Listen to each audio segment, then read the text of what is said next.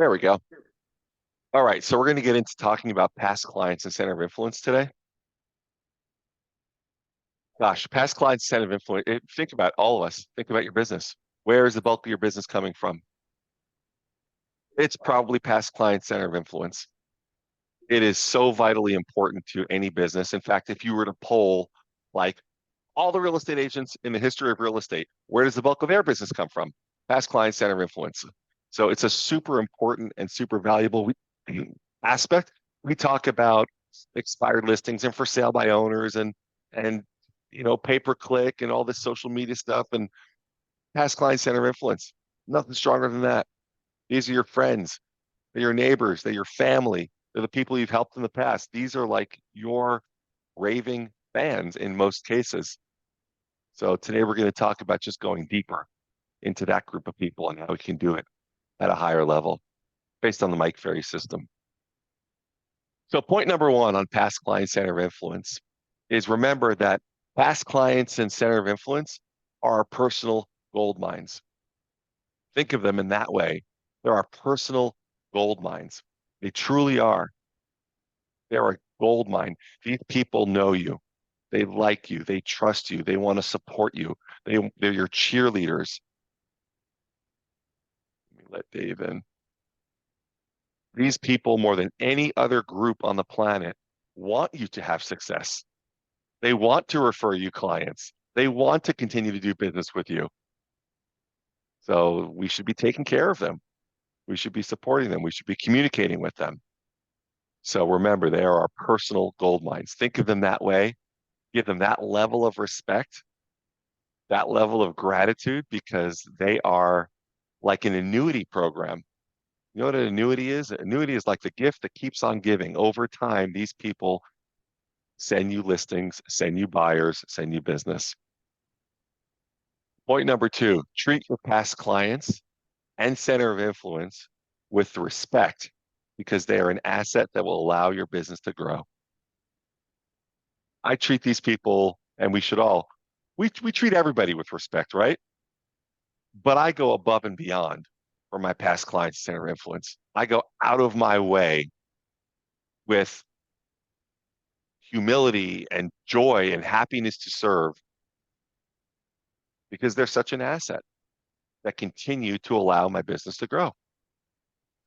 Point number three, this is kind of fun. Remember the 10% rule, the 10% rule. And what is the 10% rule? 10% of your prospects will give you business every year if you ask for it. We just have to ask for it. So what does that mean? If you have 100 people in your past clients and center of influence list, and you're actually working that list, you're actually supporting them, communicating with them, serving them, and being a resource to the best of your ability and communicating with them on a regular basis, if you have 100 people on that list, that should equate to 10 transactions a year. Whether these people want to do business personally or befriend their son or daughter or father or cousin or sister or coworker, right? Like Yoshiko, you're a perfect example of this. Like, how much business do you get? Referrals from people that you've helped in the past. Like you have a whole list of past clients, and some of them really like they all love you. Some of them really love you, and they will go out of their way to find business for you. Those are perfect examples of the 10% rule. What if you have 200 people in that list, or 300 people, or 400 people? What if you had 400 people and you were so good at providing consistent levels of service to them? You participated with them, you called them, you maybe grabbed a coffee with them, you participated on social media with them. You were just there being the ultimate resource. And if you have that list of 400 people, that can be 40 deals a year. My goodness, you do 40 deals a year around here, you're doing good. You're doing real good. That's the 10% rule. What if you're an utter failure and you only get 5%? Well, that 400 people, and guess what? Most of us, especially those who've been in the business for a while, have 400 people. So even if we're an utter failure and we do half as much, those 400 people can equate to 20 transactions a year. Hundreds and hundreds and hundreds of thousands of dollars per year in commissions. Really, really cool. Next point. Don't hesitate to call the ones that you haven't spoke to in a while. They won't be upset if you call them. They won't be upset if you communicate with them. They'll be happy to hear from you. Oh my gosh, I sold this person a home 8 years ago. They're going to be so upset that I didn't call them or I didn't keep in touch. I've called these people. They're not upset. They're super happy and they just picked up. I talked to a guy like 3 weeks ago. His name is Cheeto. Uh, his name is Felicito, but his nickname is Cheeto. When I called up Cheeto, and I haven't talked to him in before COVID. I mean, it's been like 5 years. He got right into the conversation like an hour has passed since last time we talked, and I was so shocked because I was feeling very uncomfortable about the call, and I was just dialed him and called, and he was cool. He was great, and you know what he said? I've got a guy at work that wants to buy a house. I was like, wow, I'm so glad I called you. He's like, good, I'm going to refer you to him. So don't hesitate to call the ones you haven't spoken to in a while. Don't get in your head about that. These people will all be so happy to talk to you, so happy that you called. And especially, remember, these are your past clients, your center of influence. They'll be so happy to discuss with you what's going on with their family or their dreams or things they do for fun or their work, right? You just go through those 4 questions with them. Next point. If you do have staff, have each of them develop their own center of influence list. Guess what? If you don't have staff, how about talking to your escrow officer, your title person, your handyman, your inspector, your lender, and ask them, who is in their center of influence list that you can help? Like really kind of expand this, open this up a little bit. And what does it mean to really work this list well? Well, some of you are social media, you know, are really proficient with social media. But for the point of this, and that's awesome, like do all that. But for our purposes here, it's a phone call 4 times a year, minimum, minimum phone call 4 times a year. It's a minimum of 4 mailers per year, minimum. That's how you work this list effectively and really, really well. 4 phone calls, 4 mailers. And then if you can get in touch once or twice a year, go on a coffee date, go out for lunch, plus the social media participation, you dominate that list. You own that list. So one thing that I do is I'll call them up. And then as soon as I have the conversation, I have a postcard. I have a stack of these. So I'll get off the phone. I'll pick up the postcard. I'll write a note. Yoshiko, it was so awesome talking to you. I'm so happy, that your family's doing well and business is good. And I'm always here to serve. Let me know how I can help. I just drop that in the mail every time I talk to a past client center of influence. Then I kind of hit 2 birds with one stone. Okay. So call 4 times a year, mail them something 4 times a year, participate on social media, and once or twice a year, coffee, lunch, something else. You do that with your past client center influence, you would dominate that list and you'll get more referrals than you know what to do with. Next point. If you're going to call them 4 times a year and ask for referrals, I'm sorry, if you're not going to call them 4 times a year and ask for referrals or just be in touch, you don't have to ask for referrals every single time. They know what you do. But if you're not going to call them 4 times a year and you're not going to participate, consider taking them off your list, at least for that, like, top group of people. The worst thing you can do is have this list. And every time you go into the list to call your past clients and call your center of influence and participate with them, you come across someone's like, oh, I don't like that person. Remove them from the list. Get them off that. There's like this money top list of people that are your A+ clients, your people that you want to call and participate with. If you hit somebody like, oh, I don't want to call them, get them off the list. You don't want to ruin the integrity of that list. That list is somebody that you pick it up and you call them and you're looking forward to it because you know that everybody in that list wants to talk to you, wants to support you, wants to uplift you, wants to help your business, wants to give you a referral. So keep that list pure. Again, we're not talking about everybody in your database. We're talking about your past client and center of influence list that you're going to regularly participate with to generate more business. Next point, always make these calls with high levels of energy and enthusiasm. Energy and enthusiasm, joy, happiness, these things are infectious. Do you want to receive a call from somebody that's depressed and downtrodden and sad and angry and upset and fearful? No. So really, when you're making these calls to your past clients, to your center of influence, take a moment. Take a moment before the call and remind yourself, like, this is important. This is a presentation I'm making to the most important people in my business for my career. There's nobody more important than past client center of influence. So when you're reaching out to them, do it with energy, do it with enthusiasm, do it with an enormous smile on your face.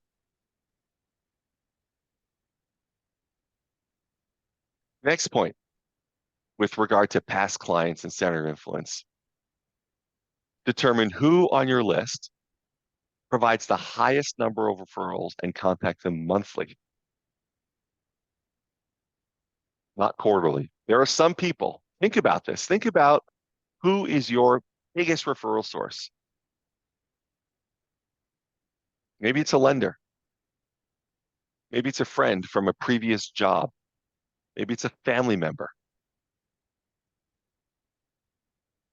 Maybe it's another agent in another marketplace that's like a feeder marketplace, to yours.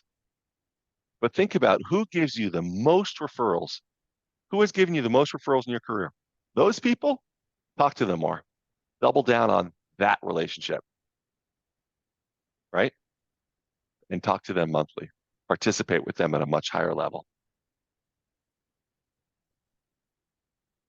Next point on past clients and center of influence. Consider creating an A list and a B list. Call your A list every 30 days and your B list every 90 days. Let them know if they're on your A list, right? Those A list of people that actually send you more referrals than most, talk to them every 30 days and let them know. You know something, Mark? You're one of the most incredible referral sources for me, for my business, and I can't thank you enough. I can't tell you how much I value your relationship. You're so important to me, and I just want you to know that I appreciate you so very, very much. Talk to them more. In fact, you can consider three kind of categories within your past client and center of influence list. A, B, and C. A are the people that love you. They really do. They love to support you. They love to collaborate with you. They love doing business and they love referring people. The B list are people that like you. And the C list, the C group of people are people that know you. They just know you. So what kind of service would you have to give to move the C's to B's and the B's to A's? How do they go from just knowing you to liking you? How do they go from liking you to loving you and really appreciating you? Next point. When talking to your past clients and center of influence, when you're talking to them, when you're communicating with them, always bring value to each call. Always bring value. Do you ever have trouble calling your past clients, calling your center of influence? Maybe it's because you don't have something of value that you actually can bring to them. So plan your calls effectively. Plan your calls. Plan what value you can bring. Determine themes for your calls based on what's happening in your marketplace. Bring value to the calls to make your calls easier, more fun, and they'll create better communication. So there's always great value that you can bring to these calls. And if you know in advance the value you're going to bring, it makes the call so much easier. So we just got off a call and Deanna shared with us this little graphic. Basically, the gist of the graphic was 7.5% right now. Can you imagine if you're a buyer paying 7.5%? But what she shared with us is that 7.5% acts as a force field to keep all those other buyers out of the market so that if you're a buyer in today's market, you have less competition. I mean, what a way to take a very high,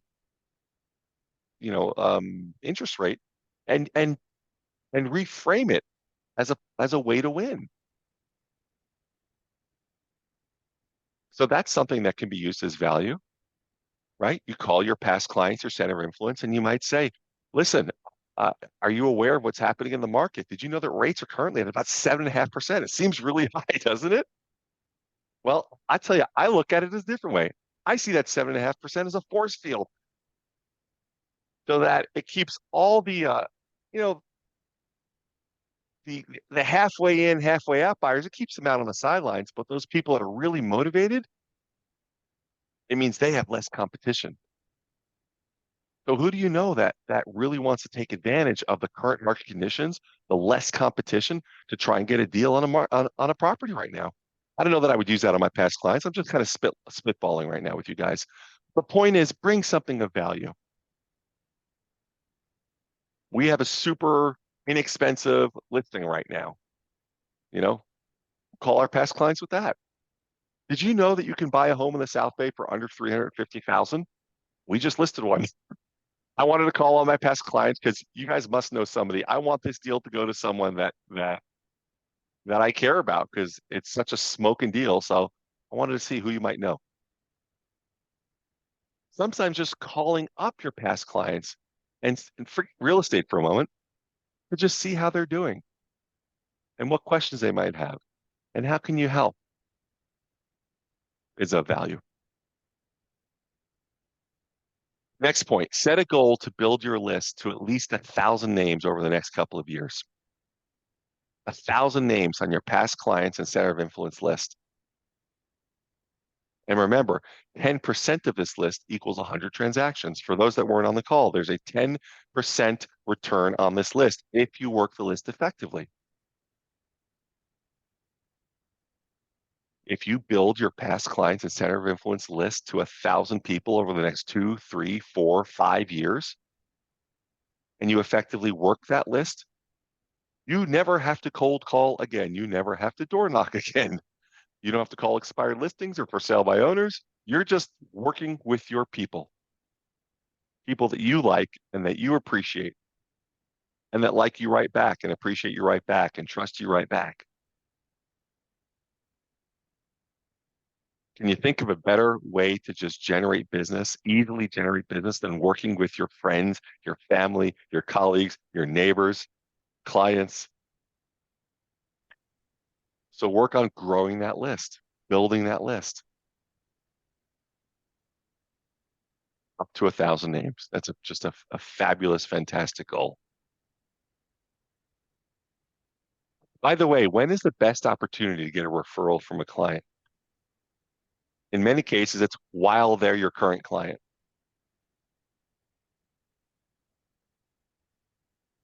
Who are you working with right now? Do you have any listings? Do you have any buyers? Who's in escrow? Do you have escrows? This is the best time. Why is that? Because when somebody's in escrow, what do you think they're talking about to all of their friends, all of their family, all of their neighbors? They are heavily, heavily involved in real estate conversation all the time. So a great time. It's a great time to ask them, hey, who have you talked to that might need some help buying or selling a home right now? Oh yeah, I was just letting so and so at work know that I'm moving and they might, want to make a move. So don't ever forget that. Your current listings, your current buyers, your current escrows, a great, great, great resource for referrals. So make sure to weave that into the conversation. Ask your clients for referrals while they're present clients instead of waiting for the transaction to close, because this is when you have the highest level of relationship with them and they have the highest interest in discussing real estate with you. That point pretty much describes what we just said. So, yes. Next point, you can be very passive in your asking of referrals, or you can be very active. I'm not telling you how to run your business, but I'll tell you what I do. I am very specific in asking for referrals. I'm very specific. I will ask people in a very humble way, hey, who do you know that might need help buying a home right now? I'll call up people in my database and say, I have a buyer looking in your neighborhood. Is there anyone in the neighborhood you've heard of that's thinking about selling their home right now? I find that the more specific I get with those questions, the more specific they get with their responses. So I would encourage you to consider getting rather specific. By the way, the people, I don't know if you guys have found this. I found that people pick up the phones kind of less often than they did 10 years ago or 20 years ago. So when you're calling your past clients and center of influence, it's totally okay to leave a message. It's totally okay to leave a message. That counts as a contact. It counts as an outreach because it's landing on someone that you have a relationship with. It lets them know you're thinking of them. So I had an experience 2 weeks ago. I left a message for someone, for my neighbor across the street. 3 hours later, in fact, the message was, hey, Chris, I'm actually just looking in our neighborhood here because I have a buyer looking to purchase a home. Would you let me know if you hear of anybody, please, in the neighborhood that's thinking about selling? That was the message I left. About 3 hours later, I get a text back. Aaron, got your message. Sorry, I can't think of anybody that needs help, but I will let you know, I promise. About a week after that, his wife calls me up. We're selling my grandmother's condo in Orange County. Do you have an agent you can refer me to? Sure. So I referred them an agent, and I'll get a maybe a $4,000 or $5,000 referral fee. I'm 100% sure that they would not have sent me that referral had I not made the call. I don't like regularly, if I'm not reminding them I'm in real estate, that I'm a resource. She called me for the referral because it was top of mind. So it was just, these people, they know who you are, your neighbors, your friends, your family, your clients, people you used to work with at your old job before you got into real estate. They know who you are. They know you have integrity. They know you're in real estate. So you can leave a message. It's okay. If you don't have a conversation with any one of those people, leave them a message. It counts. It counts.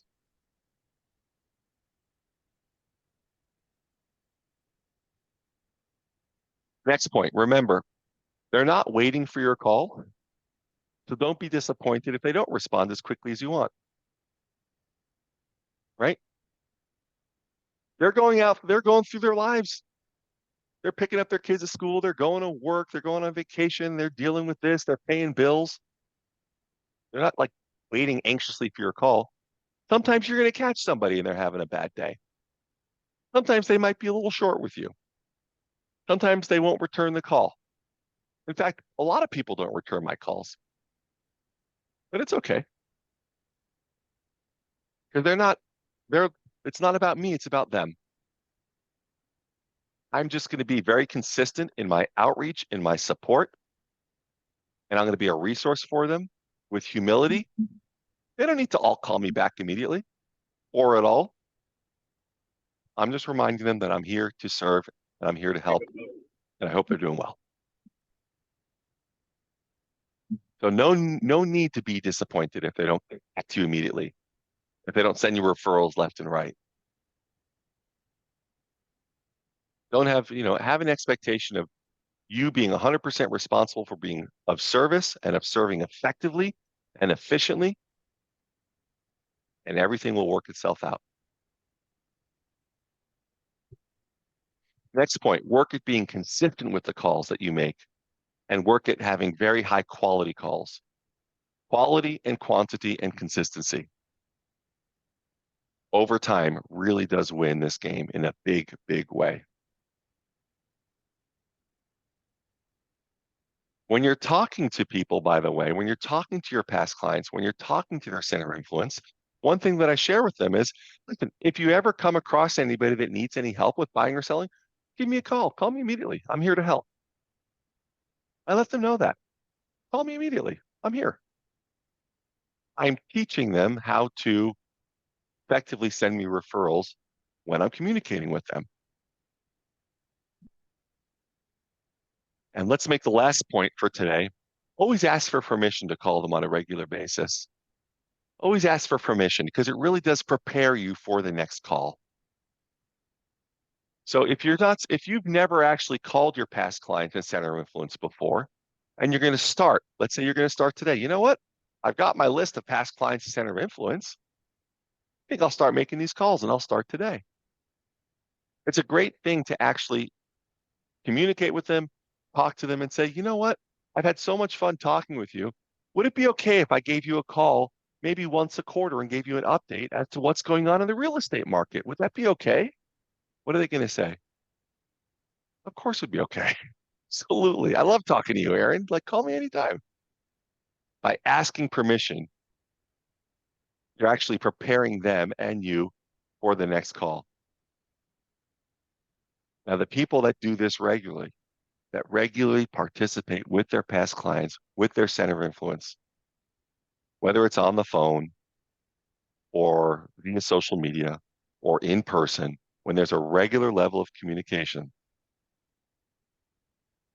the clients actually expect the communication in the future. My friend Vicky, who works in a small town in Nevada, she does a ton of business, and she's the one that actually gave me this idea of sending a postcard out after calling people. But her people, her past clients, her center of influence are so accustomed to receiving these valuable calls from her that A, they save up questions for her. Yeah, I'm so glad you called. I have a question for you. Or they'll say to her, Vicky, thanks so much for calling. How are you? And then they'll say, I'm sorry, I don't have any referrals for you this month. Like literally, they're just like, there's that level of comfort between agent and client that they want to refer her out because they know.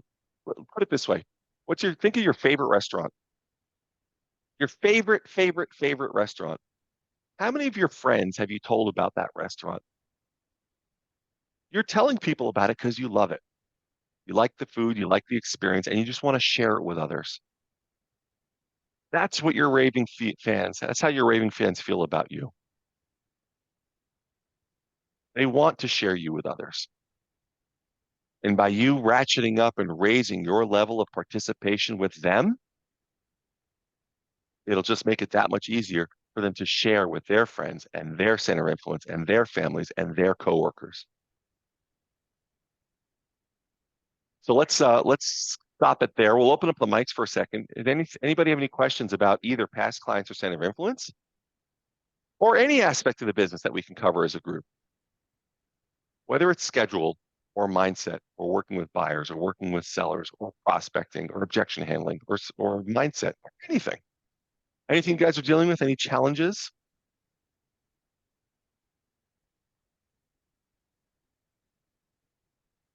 Love it.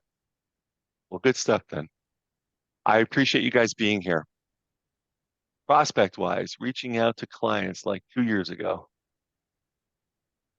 Okay, let's see. I don't know if that's a question or a comment. So I say, great, go for it. Reach out to all your clients. Reach out to everybody. They'll be What's so on glad your you called. what's on your cards that you said you make a call and then you send out a card? Yeah, we actually created this. It's not anything super specific other than, and actually Jackie can send you this template if you're interested. She'll just like email it over to you. But what it says is building friendships one home at a time. And then it just says buy, sell, invest. So it's just heavy on an image. It doesn't really mean much. Has my name on the and the contact information on the back. And really all it is, it's nothing. There's really no call to action. This is not intended for any reason other than for them to see my face and for me to be able to put a nice note, letting them know that I'm thinking about them. It can be anything. So we'll give you these if you want to copy it. Feel free. If you like it and if you hate it, make your own. But it really doesn't matter what it says. It doesn't have to be a postcard. It can be a handwritten note, on your stationery or letterhead. And you could just write a quick note. So nice talking with you. I'm so happy, the kids are doing well, and congrats on the promotion at work. You deserve it. That's it. And then they see it and they get it. Oh my God, Yoshiko's so awesome. She's the best. And it goes in the trash. But guess what? That consistency starts to build up this equity in that relationship with you. And then a week later or 3 weeks later or a month later, their coworkers getting transferred to Austin, Texas, and needs to sell their house in Torrance. Oh my God, you have to call my agent. Yoshiko's the best. She's the sweetest person. She's helpful. Because how often do people receive handwritten notes? I mean, it's very, very rare these days. So it's something I decided to incorporate. And um, I don't have any real metrics on how it's working other than people seem to respond favorably to my outreach to them, very favorably. So I really don't think it matters what this is, right? Um, but I do think it matters to reach out to people. All right, cool, guys. Well, thank you for your participation. We'll meet here at the same time next week. We'll finish up some more past clients and center influence, and I'm not sure what the next topic is, but we'll pick something during this week that'll be effective in building business. Go crush it. Have a great week, guys. Thanks so much. Take good care. Thank you.